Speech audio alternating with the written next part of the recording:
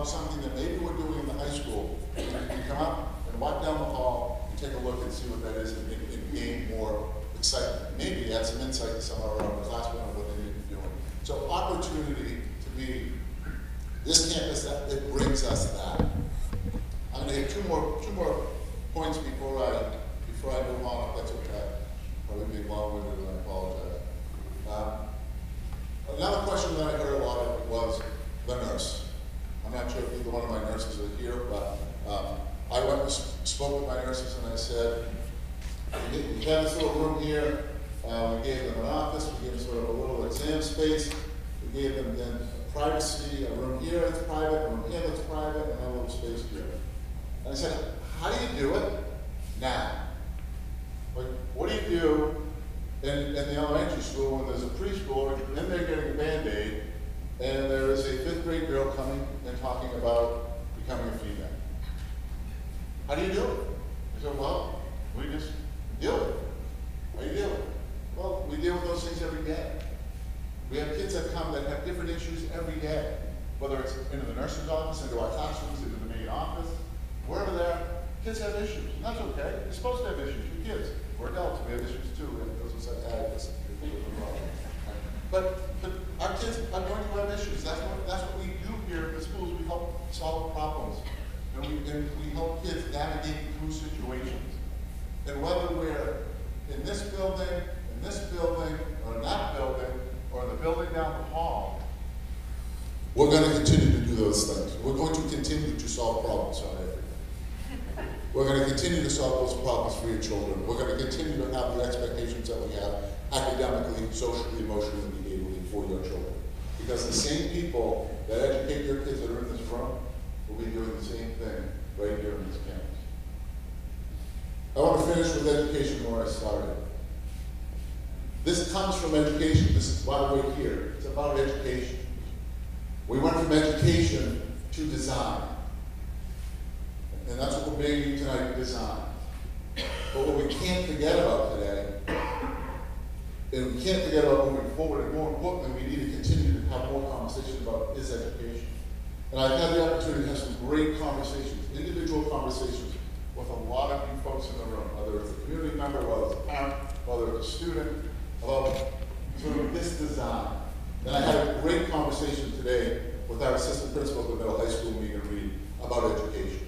And she was able to help me reformulate sort of what's been in my head, but I've been so stuck on design, I haven't had the chance to think forward enough to think more about education.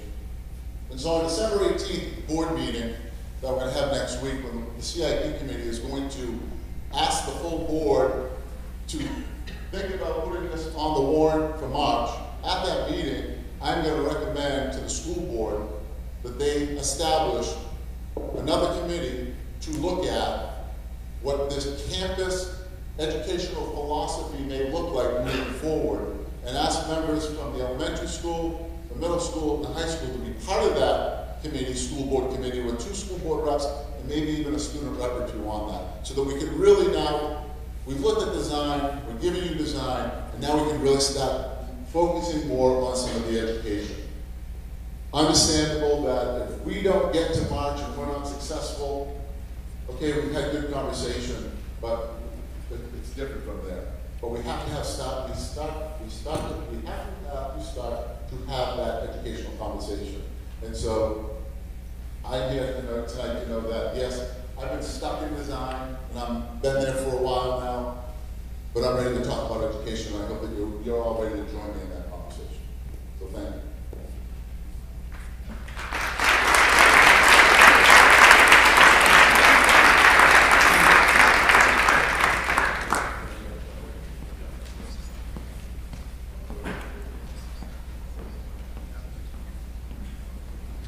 So now we're going to get to our last part of our issues with the Sunday schools, was our field problem. And I'm not going to spend a whole lot of time on it, so we can start getting the question and answers. But I'm just going to tell you that it was really, really difficult to find a piece of property in town that worked for a soccer field. So we figured out the softball field with a piece of land that the town already really, really, really tough. And we were very fortunate to have a resident of town make a sacrifice and figure out a piece of property that they were willing to give up. And it's right next to the new softball field, and it's going to have room for an 8-lane cinder track. So we're super excited about this. And then if we can flip back to the high school for 1 second. And this is all with help of the Fields Committee and coaches. Hours and hours and hours spent. And they made, you know, where we started and where we came, they're getting exactly what they need and no more to try to be fiscally responsible and get something that we can actually use every day. We're going to fix these things so that they can actually use the fields. And Miles kind of stole my thunder about how many days they didn't get to play on the fields.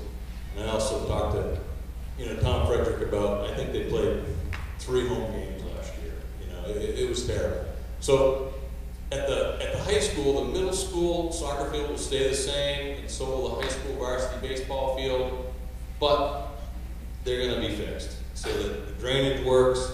We have a sod field, and we'll have to maintain it now, and as long as we maintain it, it'll take care of us, and we'll be able to use it for years to come. So with that being said, I'm going to get into the question and answers. Thank you. Just to remind everybody, I was at the last forum, we have been working within 100% transparency. At the last forum, what we brought forward was trying to see through community wish for the K-12 campus, and that led to, at that stage, it's not what we said we were going to bring to the voters, but we got the pricing that week, 2 days before, say that was going to be $8 million. So for us to basically move a mountain out of the way and add a field, there's a hard reality. We hung in there longer than our consultants were very happy with, trying to make that single campus work. So it's been a very long, challenging project to find that land, to be able to purchase that with the soccer field. But to be able to do that properly and have a track, it opens up the opportunity for the community to use it, just the way Assured is going to go on as a community resource. I'm not sure sometimes if it's a school gym or it's a community gym. Assured is still going to serve, the old barn is going to serve its purpose that it has for graduation, senior walking, Sunday morning basketball, everything else. So that life isn't going to change. But figuring out how to be able to get that soccer field and a quality soccer field was quite a challenge. So I put the cap to you and your crew to work on it. I'm just going to mention a couple more things about, I did mention that they got the bare minimum and no more than what they had, but the community ended up with a great track. So, you know, that's just going to be such an asset for the whole community to be able to use. And also, it's going to have proper irrigation up there and lighting, so we'll be able to really be able to play those night games and have a good time.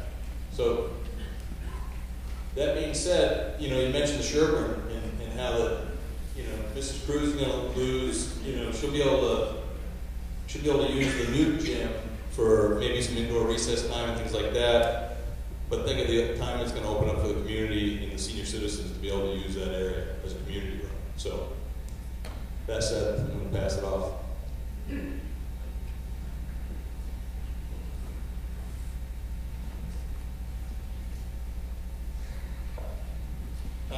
Good evening, everyone. This is one of the slides that we were talking about is for the costs associated with the redesign and refinement that Brad and Jeremiah talked about earlier. I'm Jim Gardner with DEW Construction.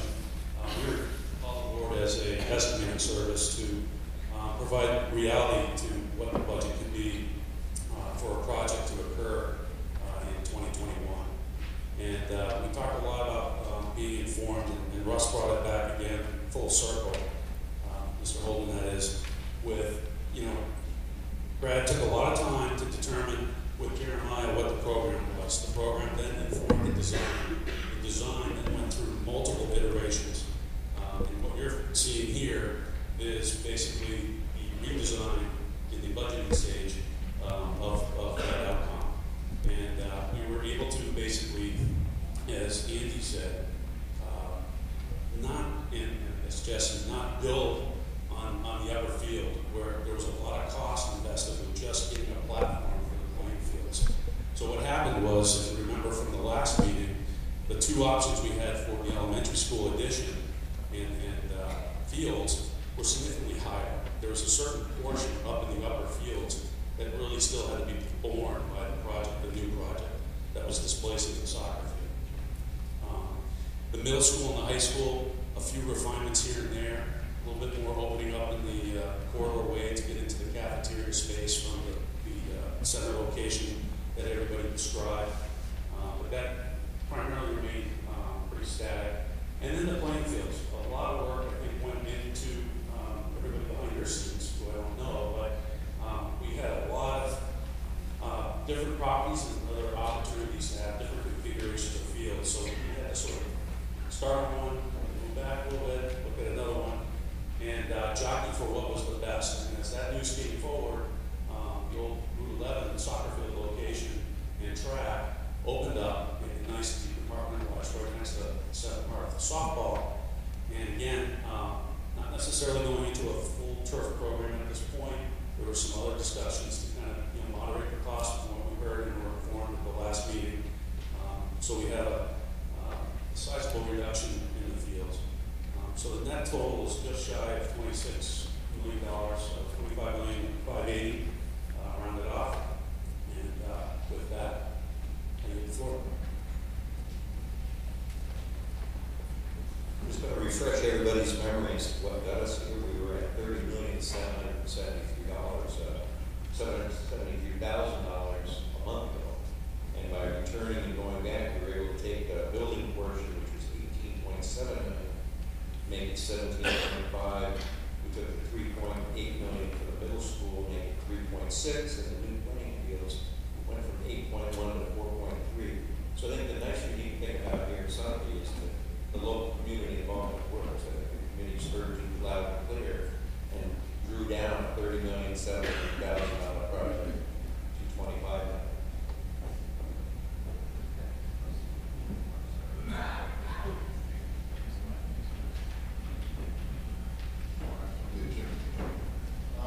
So, 25 million, how does that break down? If you were here the last time, I'll just give a quick overview.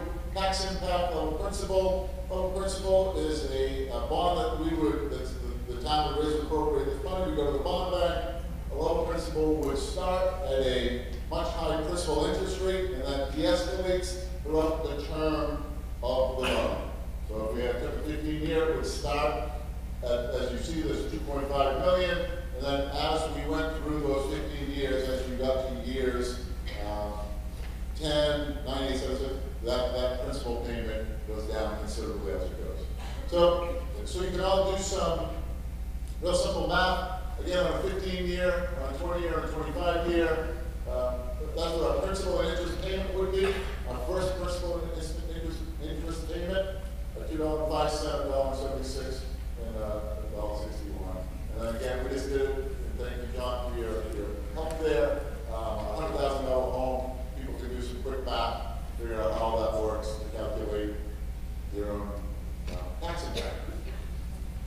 Just in case you might ask, the woman from the bond bank was here at the last forum. As she said, these right now are high, which she had considered sort of high estimates. Interest rates right now from the federal government are sort of an all-time 10-year low. So if you were going to pass a bond, it's not a bad time to pass a bond. So again, tax impact and this interest rate. The PowerPoint, the slide deck is on our website currently. This paperwork is also on our website. If you do have questions, please don't hesitate to pick up the phone, send me an email. We'll have that there.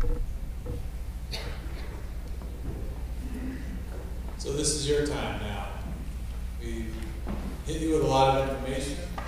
We want to hear questions. I can bring it to you. You can go to the mic. Bring it to you. So I'm Patricia Shannon, a town resident, and I might have missed it in one of your previous forums, but I'm wondering if anyone knows the maximum capacity of the buildings individually and combined.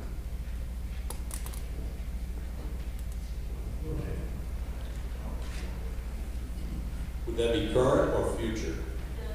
The new design? Good thing I have all my paperwork with me, so bear with me while I look at it. If anybody wants more detail than I gave you tonight, part of the educational specs that were, specifications that were done. Boom! There we go. Better? Okay. So earlier on in this process, some of you kept up with the effort to put together educational specifications for the schools. So we understood exactly what we were requiring with these buildings before we designed. So we started with the numbers. And all of those figures, the educational specifications, are actually up on the website with all the detail behind them of how we got here. But working with the enrollment figures that the school board put together, we designed the elementary school to be able to handle, without my glasses, 248 students. That's the core enrollment, the core capacity of the elementary school. What that means is that the core spaces that the building uses, that all the students use, we design those spaces to handle that capacity of students. The actual enrollment of the school right now, as I understand it, is about 180. Correct? Okay. So that is preschool through 5. At the middle high school, which is a separate educational specification document, we have a core design of 275 students. Presently, you have an enrollment in there of 229 students. I hope that helps. So about 100, around there. Just if that's easier, if you don't want to go through the spreadsheets, it's going to be a different. We have room for about 100, roughly about 100 students in the combined buildings. Katie? Hello. My name is Katie Flint. I'm a taxpayer here, a parent, and a teacher here at the middle high school. I wrote something recently.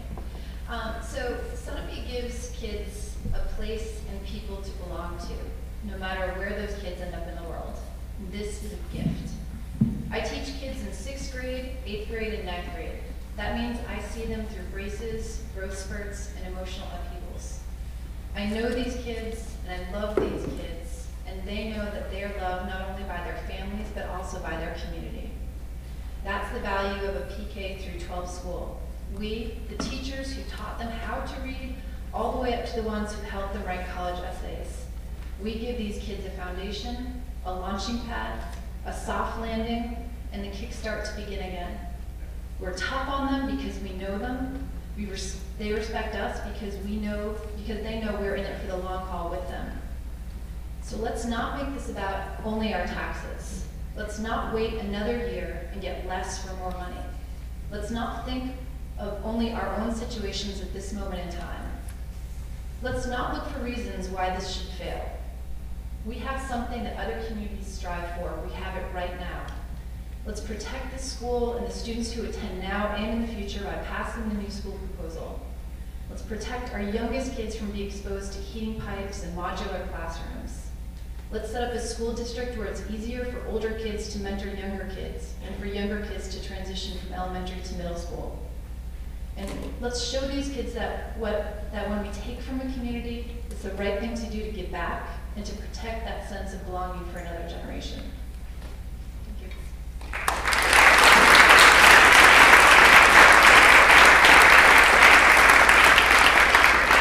All right, Skylar? Hi, my name is Skylar Hathorn. I moved here from Nashua in 1st grade, and I'm currently a senior at the high school.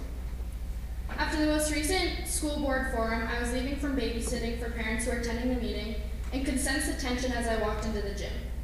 One of my classmates, Lizzie, came up to me and expressed how upset she was at some of the comments that were made and the overall negative vibe during the forum. She wished the community as a whole could recognize the value of the education that our school system has given us, one that not be expressed through a mere dollar value. The biggest problem is that the community is trying to place a dollar amount on the life lessons, experiences, knowledge, and relationships formed in the school that are visceral and invaluable. What this school has given to its students is not only seen in the building we are sitting in, but it transcends into the town and the community. It is not the lake and the mountain that defines this town. It is us. The overwhelmingly positive sense of community that causes this town to flourish would not be possible without this building and the people inside it. We are an exceptional district, and that is seen through the culture of this town. We don't want to let this be shipped away in buses in the years to come. Although we will be graduating this year, we knew we need to find a way to give back to our community and school district that has formed us into the young men and women we have become today, and that has prepared us for the next step that we will take when pursuing our future aspirations. When I, Skylar Hathorn, think of the formative power of the experiences and challenges that this district has put before me, it is unfathomable to imagine future generations of students who will not be able to enjoy the same activities, make the same memories, and grow the way that we are able to. This is unacceptable. If you take out of this community, it is your obligation to give back. I stand before you today to tell you that the students in this community care about the future of this school system. We recognize the urgent need for a new school to be passed, and we're ready to do something about it. We are the current students of SMHS, and we have formed a group called the Sunapee Students for the Future of Pre-K through 12.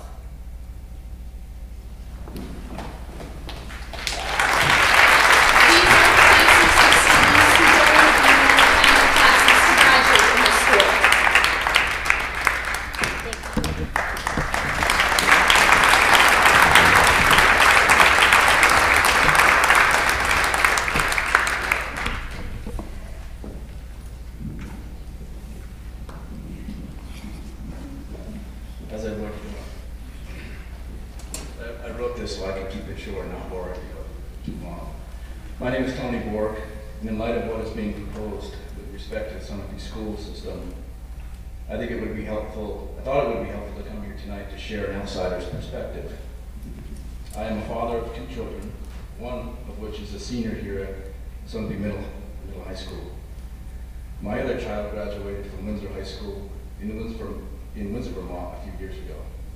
My family and I live in Newport, New Hampshire. You may be wondering why someone, a resident from Newport, has any relevance speaking here at Sunapee School tonight. The answer can be summed up by one word, and that's choice. The K through 8 that my son attended in the town in Vermont where he went has no high school option. The rules at the time when he was completing his education was that you could bring your tuition dollars to any school in the country, so long as you could get your child to school each day. I immediately started looking at schools in Vermont and New Hampshire that were within a reasonable travel distance from where we lived.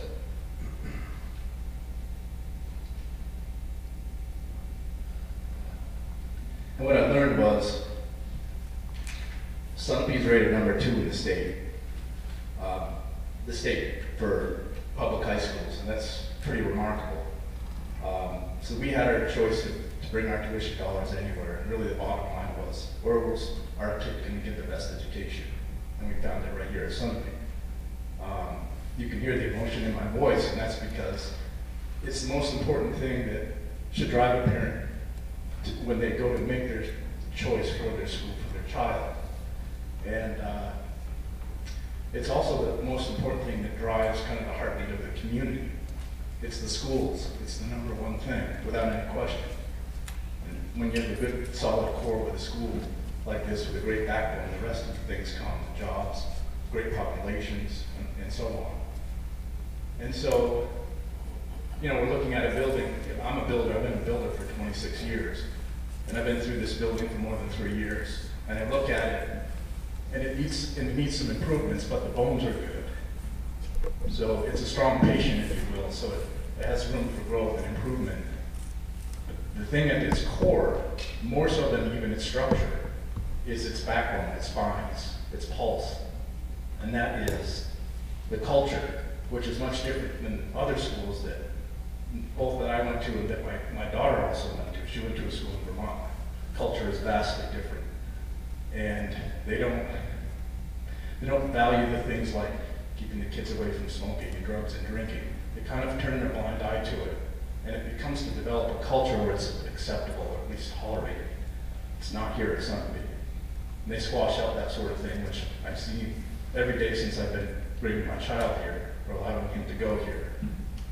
So, if I could convey anything tonight, really it would be to everyone to just think about those aspects. What Sunapee possesses is what's most important, and that's the people, the culture. Buildings can be improved and changed. It's dollars we're talking about. You can do all those sort of things, but without a good pulse or, good core, you've got nothing but a good building. So I would advocate to make the right choice like I did. Spend the money.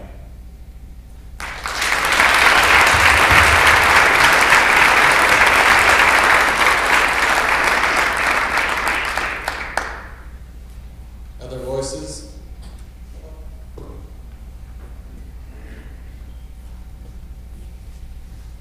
Good evening, everyone. My name is Sarah Williams, and I'm a teacher here at Sunapee Middle High, and I'm also a parent of a 9th grader. First of all, I just want to draw attention to this amazing group of students that showed up here tonight. Kudos to you guys. You are the most phenomenal group of students I've ever worked with, and I'm so very proud of you. And to all you seniors over there, you go for it. You are going to make a huge difference in this world and in your community. So we're so super proud of you. Secondly, I just wanted to say that some of you may know me. Some of you, I'm just a complete stranger. Up until a year ago, we were contemplating where our family was going to move. My husband and I are both natives of New Hampshire. I grew up and graduated from Hollis Brookline High School. And my husband graduated from Fall Mountain. He was a Charlestown student, and he remembers how devastating it was to be bussed out of his community and have to go play against his fellow friends and compete against them in sports. I know for Hollis Brookline, we went through many aches and pains in trying to grow a school. It was very difficult. My husband retired last year from 23 years of service in the Army, and when it came time to decide where to go, we took our son to 9 different schools here in New Hampshire. And thanks to Skylar and a few other students who gave him a personal tour, he chose Sunapee. And when I asked him in the flight home why we were going to move to Sunapee and why he chose this school to be a student at, his one word that summed it all up was community. To this day, we're going into our 2nd year of being here at the school, and every day he is so grateful to be a part of this school and this community. It's because of the teachers that care, the teachers like Mrs. Flint, Mr. McDonald, other teachers that care so intimately about their students and want their success and care about their success. It's because of the building that we attend that you as a community provided. It's because of the endless educational possibilities that matter. The students here are not just a number. I can name all of those faces that are sitting over there, and I've only taught here for a year, and it's because each and every one of these students is so special. So I challenge you to think tonight, not about a number. 25 million sounds like a huge price tag. I know it does to me. It makes me want to run out and buy a ticket, see if I can win. But in all seriousness, it is just a number. We all have to pay a price. We pay now or we pay later. But this investment is something that you can't even begin to put a price tag on. The impact that these students, K through 12, will make over the next decades to come is going to be worth far more than your $25 million, I guarantee you that.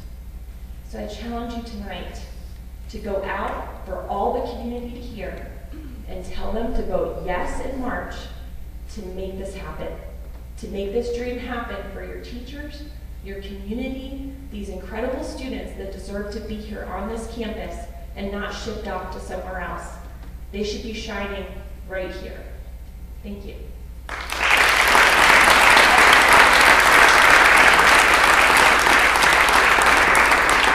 So the role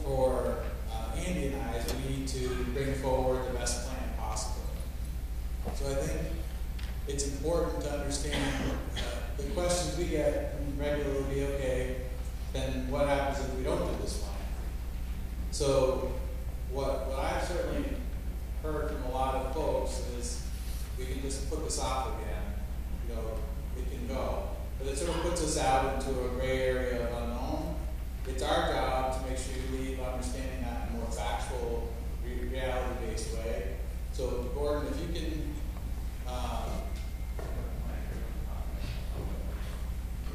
So we asked Gordon to share his experience to help frame this more effectively than Andy and I are in a position, or the rest of the subcommittee is in the position to do.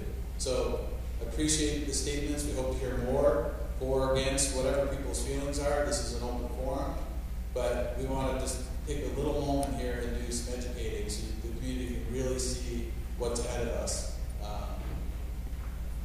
And this would be the subject that if you decided to do nothing at the town meeting in March, what then occurs is basically you really can't do nothing. And I don't want to be the one that comes at you with sort of a scare tactic on this, because it's been very good and very positive so far. But let's just say you need to understand that your current elementary school isn't serving you according to any local or state codes that would be applicable. Now, what occurs is right now, the powers to be, if you will, sort of blink and let it go on, because you're an operating school, you don't shut you down, nobody wants to come in and do that. But you're very vulnerable in a number of positions. One position being with ADA compliance, and nobody wants to be that person that pulls that part, but you're not closely ADA compliant in your elementary school and you have current. You could put a lot of money into that building, but it would be spending good money after a bad situation to try to make it ADA compliant. The other thing you get into is your classroom sizes are not appropriate for the current regulation of state specs on schools. So again, you have to spend money to do that.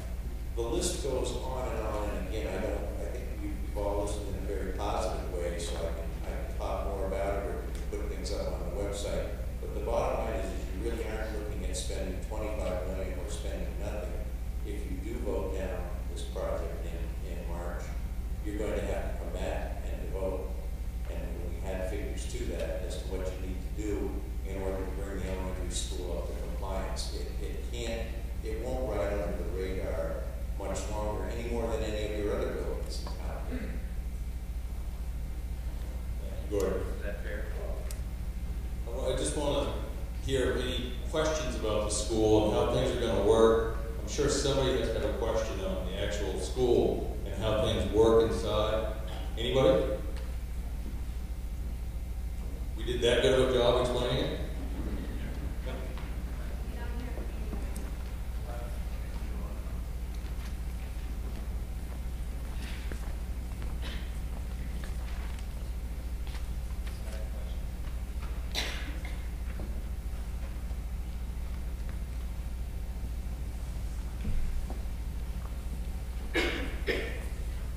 Just a question about the roof being flat, or how much of it is flat. So if you could put the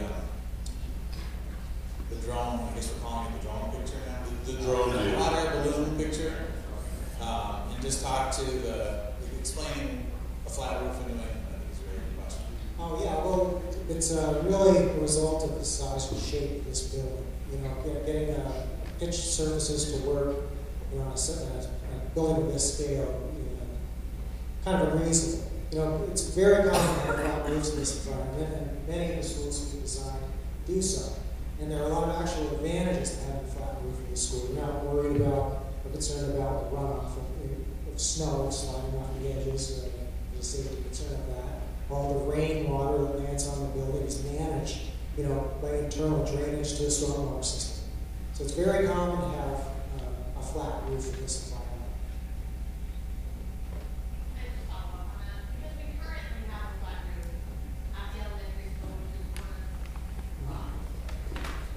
We currently have a flat roof, which is one of the things that we've had to deal with over time. So, and this is better technology, I'm sure, that we have.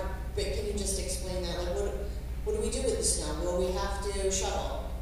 Oh, no, it sits up there until it melts. There's really, I mean, there's we're thinking of a fully adhered rubber membrane that, you know, would involve some maintenance over a period of time, but would be warranted for, you know, a good 20 years. Roofs have come a long way since 1926. So let's talk about a comparison really quick with the existing elementary school. In the do-nothing scenario, one of the bullet items that you'll see on your website on history paperwork of the materials we tried to put together for you is that roof is going to need a roofing replacement. So under the most up-to-date codes for roof replacements, that will kick in a seismic analysis of the building. And I can assure you that it will require seismic reinforcement of the building to put insulation and roofing on that existing roof. That's a little sobering when you start thinking about the numbers associated with that. Those numbers have been estimated by our consultant DEW, and it's in the paperwork we have on the web, on your website. This roof, on the other hand, is a modern roof. The codes have changed quite a bit since your elementary school was built originally in 26. And snow loads, snow drift, water buildup, and the weights associated with that, drainage and so forth, are all taken into account, including factoring in the amount of insulation that goes on this modern roof, because that informs how much snow is going to sit there for how long. And those calculations are actually done for the locality that the building is at. So we know that here at Sunapee, there's a mountain here, there's a lot of skiing. That's because it's a lot of snow. Guess what? The state knows that too. It's actually in the code that this locality is known for more snow than normal around. So it is factored in. We do this all the time. It's done in areas that have a lot more snow than you do, actually. So that's the good news. We're very confident about this integrity of this roof. Just to follow up, just a small bit about that to explain why. Back in, when your building was built, oil was probably 20 or 25 cents a gallon, and at that point it was expendable. It went up through the roof, and the whole idea was not to melt the roof. So if you look in Springfield, Vermont, for example, there's a whole set of abandoned buildings as you drive into town, and part of the reason those were abandoned is because of the cost to upgrade them and reinforce them to make those roofs hold modern codes. The modern codes are wonderful, but they now say you need to hold the snow. We aren't supposed to melt it and let it go away. So there was a little bit of confusion as to why the roof would have to have seismic analysis and would definitely fail. Is for that reason. It was never built to hold snow. It was meant to basically melt the snow.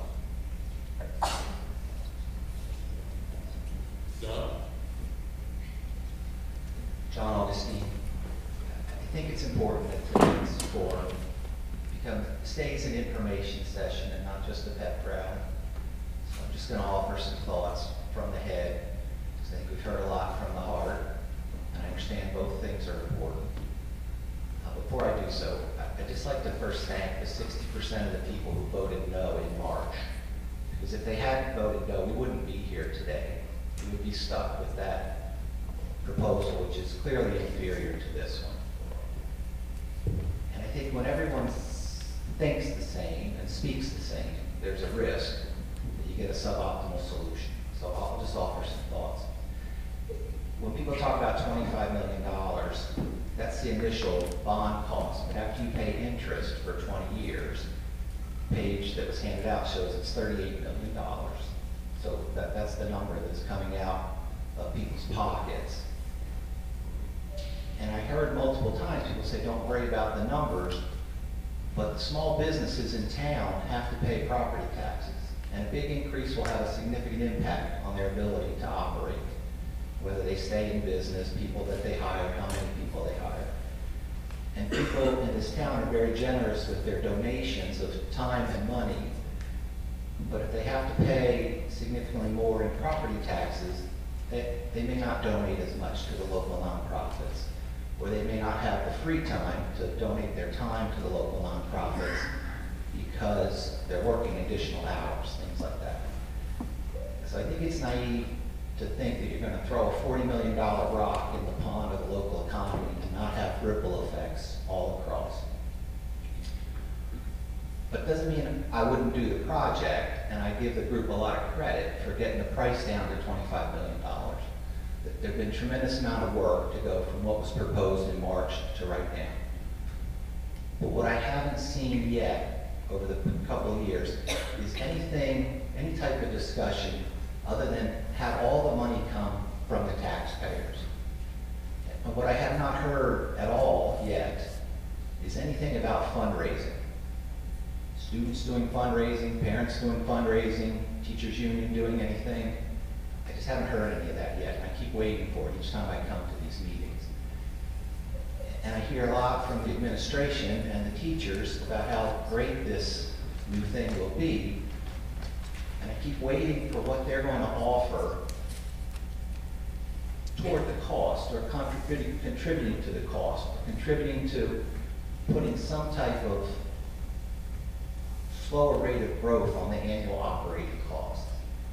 So I think you've come a tremendously far way in the last 9 months on this proposal.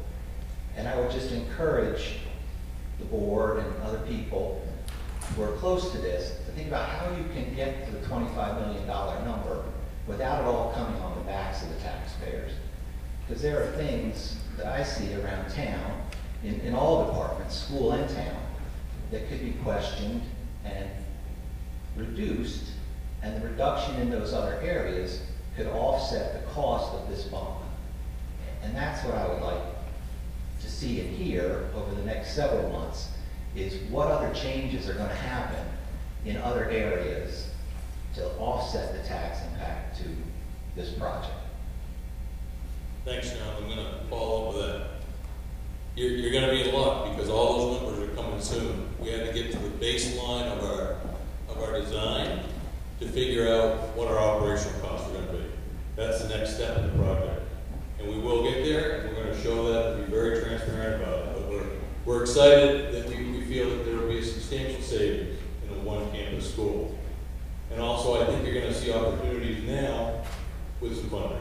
So I hope it meets your expectations, but it is coming.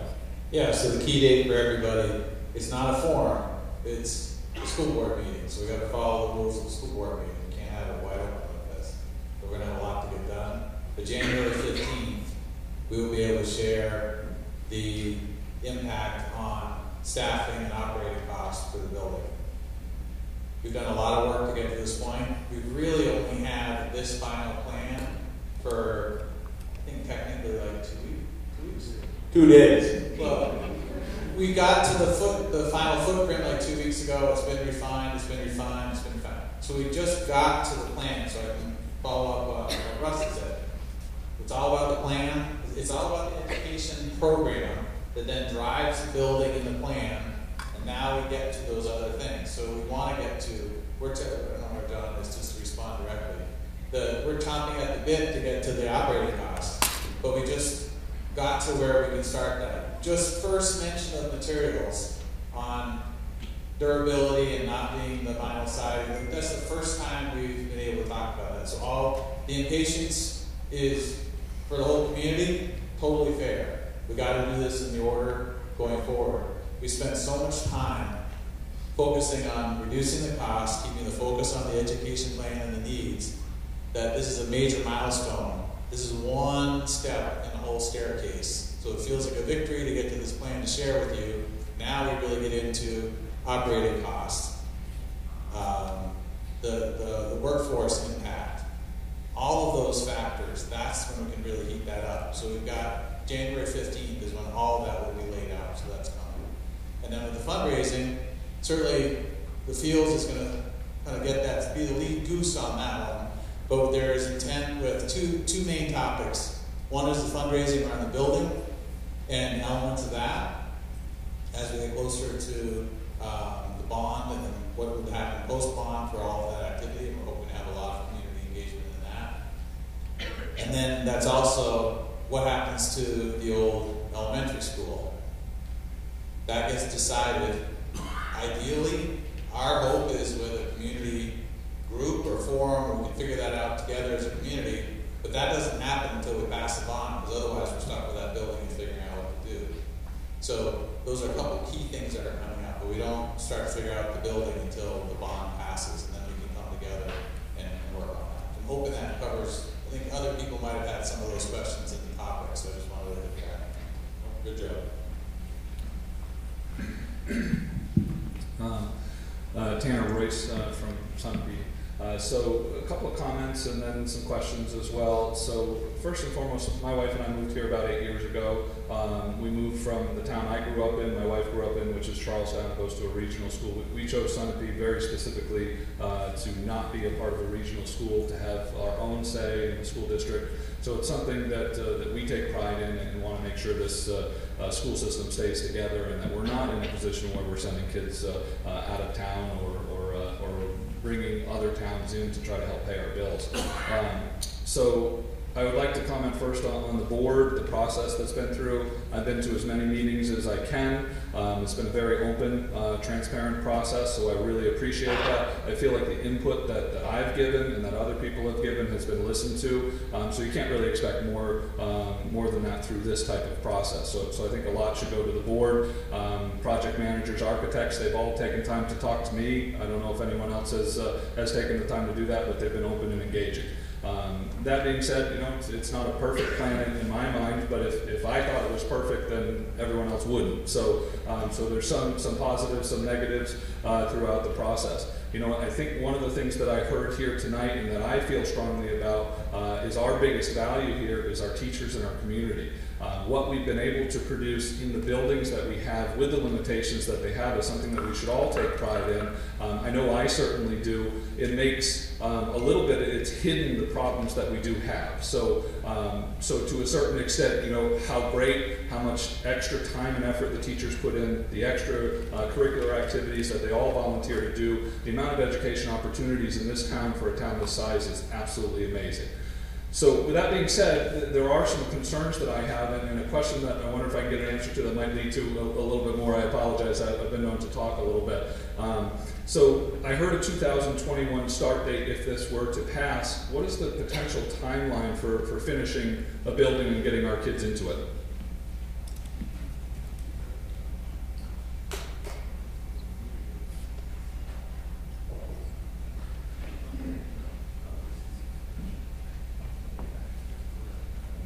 September 2022. 2022? September 2022. Okay, so that seems like a pretty decent timeline as far as I'm concerned. One of the concerns that I have is the continued safety issues of the school that we have. I continue to hear this, the stairs are not safe, they're not fire rated, we don't have fire doors where we need them. What happens for the next 2 years while our children are there? Are we going to address those problems in that building? I'd rather spend money now than take the chance of having one kid lost to something. So I want and hope that we're not just looking at the dollars for this, but what do we address in that building to get us through the next 2 years? So I hope that's something that people are taking a look at. With the pros of what I've seen tonight, again, the board, architects, everyone listen, to get that drop off separated from the first one as we showed before, that's fantastic. I love to see that. That makes me, as a parent of an elementary school child now, who may not go to the elementary school by the time it's finished, but still having that separate drop off is key. And again, that shows that you guys are listening, which I appreciate. So I do have some concerns as well. You know, the shared cafeteria, I think, is an issue. I know that Russ talked about how that process gets through. I can tell you from my experience, listening to my children, the lunch line, if you go to hot lunch, you don't have much time left to eat. So if we're adding more children into that process, do we have a contingency for that? Do we have a second line, a second service, things like that? They're just things to encourage to think about. I do have a lot of trust in the fact that Russ says it can be done. I'm hopeful and trusting, but I do have some concerns about that and the different grade levels being put together. So let me quickly address that. Currently, our 1970 cafeteria sort of serving process or line right here is very outdated. And so we are working with our folks to redesign this.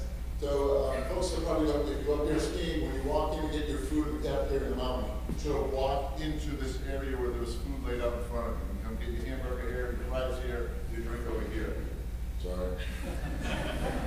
We're trying to now establish that sort of serving area in that format, so that when kids come in, if I only need a milk, I can go right over here and get a milk and then exit quickly. If I'm waiting for a hot lunch, I'm going here. If I'm looking for a turkey wrap, I'm going over here. So we're trying to expedite that, not only for our older kids, but specifically for our younger kids, and then having more hands on deck. So when we're down in the elementary school right now, we have 2 people that are serving lunch.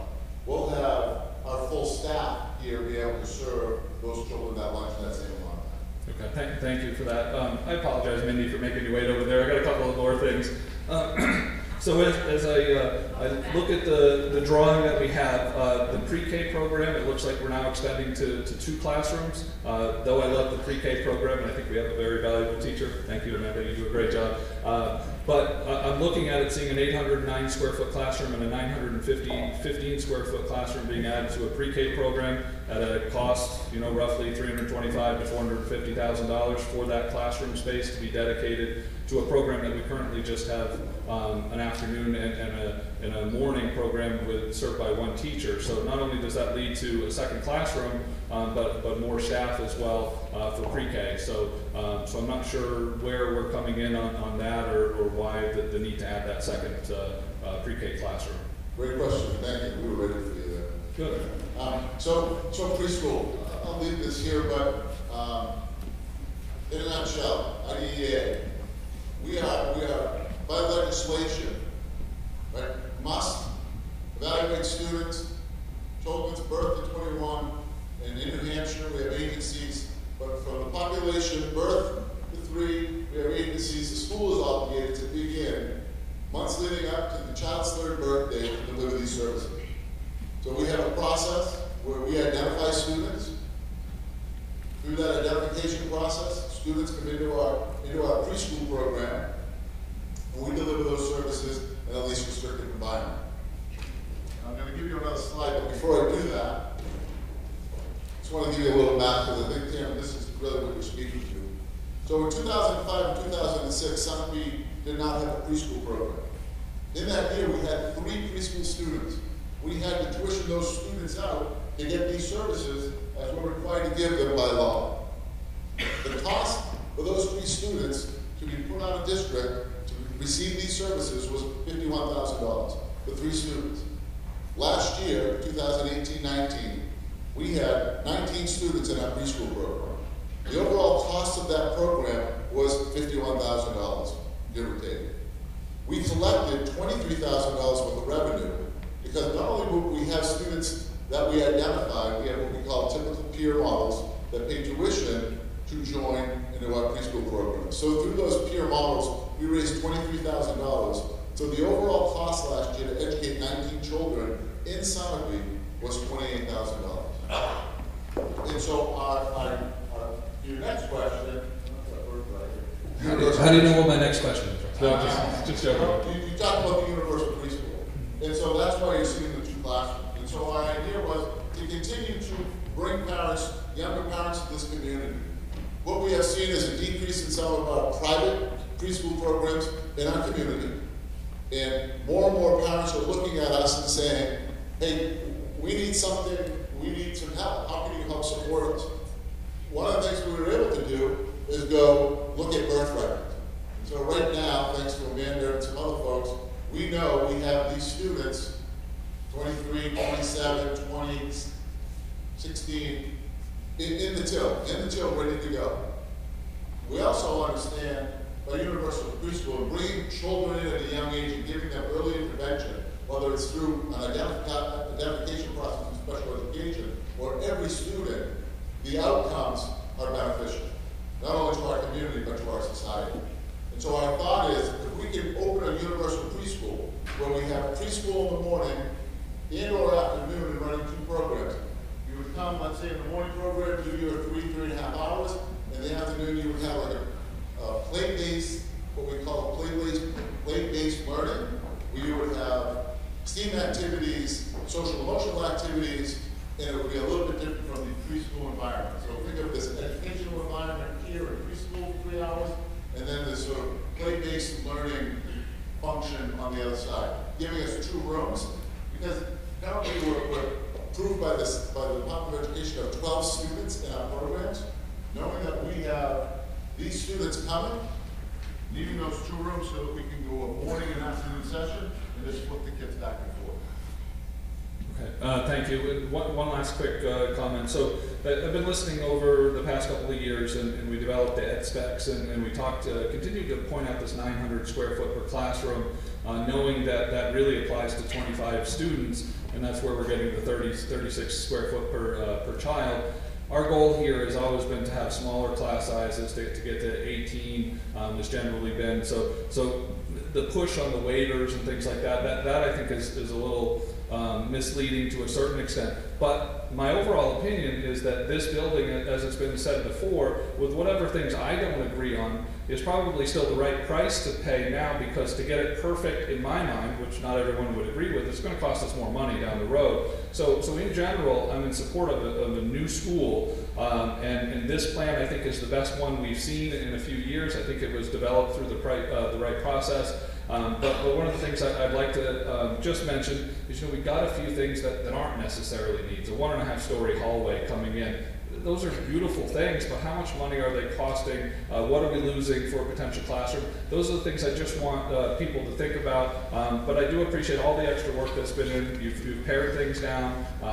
Coming off that $8 million field, I sat there and said to Jesse over and over again, you put an $8 million field on that ballot, you better split those 2 or we'll never get a school. So they pared it down. They got it back to a reasonable price.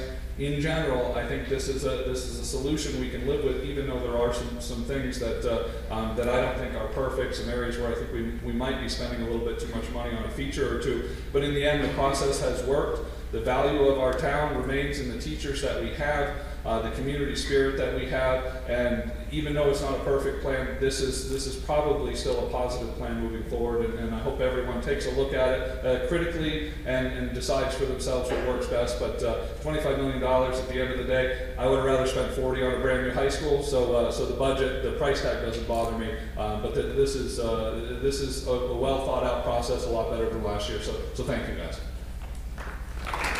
Andy, it's your time.